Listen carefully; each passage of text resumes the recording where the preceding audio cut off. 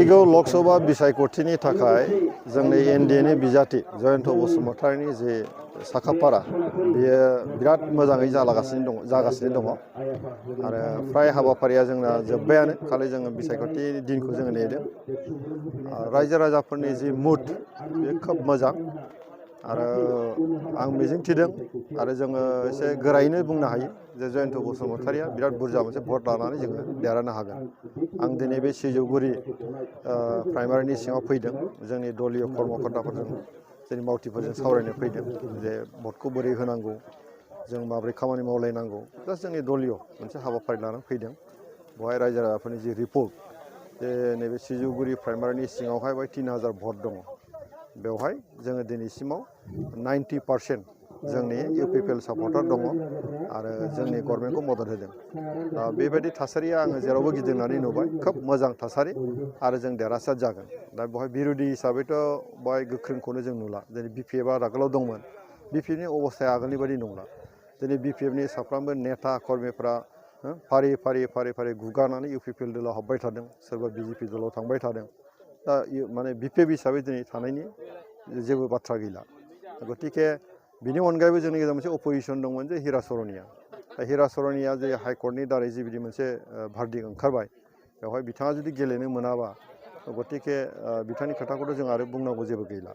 खिन्थु मोनसे खोथा जे जोंनि गेजेराव बर' अबर'खौ लानानै जोंनि गेजेराव सन्देह जाबाय थायो।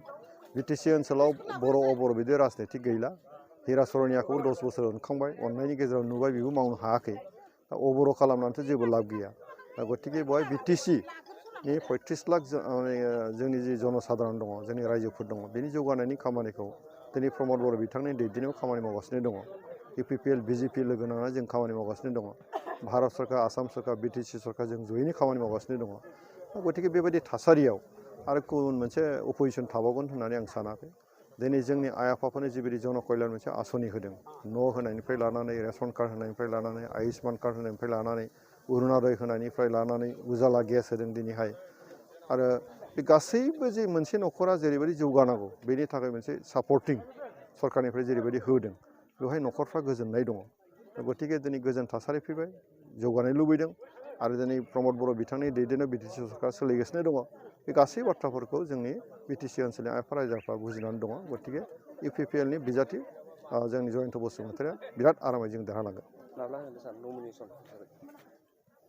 12 थारिखआव जिथु नटिफिकेसन जागोन एप्रिलनि 12 थारिखआव नटिफिकेसन जागोन आरो जोङो हयथ' बैसागुनि सानसे साननै उनावनो जोङो होगोन।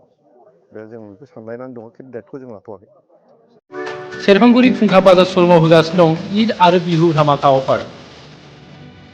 क'क्राझार जिल्ला सेरफांगुरियाव थानाय फुंखा एन्टारप्राइज बाजार श'रुमा 22 मार्चनिफ्राय 30 एप्रिलसिमनि थाखाय होगासिनो दं ईद आरो बिहु धामाका अफारजों लोगोसे एक्सचेन्जनि अफार। बाजाजनि बाइक लानो गोसो गुदुं सुबुंफोरा फुंखा एन्टारप्राइज बाजार श'रुमाव होनाय ईद आरो बिहु धामाका अफाराव फैनानै नोंथांनि गोसोनि लुबैनाय बाजाजनि बाइकखौ लांफैनो हागोन। ईद आरो बिहु धामाका अफारनि गेजेरजों बाजाजनि गोदान बाइक बायगिरिफ्रा फ्रि हेलमेट 5 लिटार पेट्रल आरो गुबुन गुबुन एज्युर्ड गिफ्ट्स मोनफानो हागोन। नोगोद रां होनानै बाइक बायगिरिफोरनो रोजासे रां केसबेक हरफिननाय जागोन। 7,999 रां डाउन पेमेन्ट होग्रोनानैनो नोंथाङा नोंथांनि गोसोनि लुबैनाय बाजाजनि गोदान बाइकखौ लानानै थांनो हागोन। बाजाजनि गोदान बाइक लानो गोसो गुदुं सुबुंफोरा 500 रां होग्रोनानै गावबा गावनि गोसोनि लुबैनाय बाइकखौ बुकिं खालामहरनो हागोन। नोंथांनियाव थानाय जायखिजाया मडेलनि गोजाम बाइकखौ एक्सचेन्ज खालामनानै नोंथांनि गोसोनि लुबैनाय बाजाजनि गोदान बाइकखौ लानानै थांनो हागोन। आबुंसिनै मिथिनायनि थाखाय 6003817191 नङाब्ला 7002240725 आरो 9101547892 मबाइल नाम्बाराव कल खालामनानै सुलु लानो हागोन।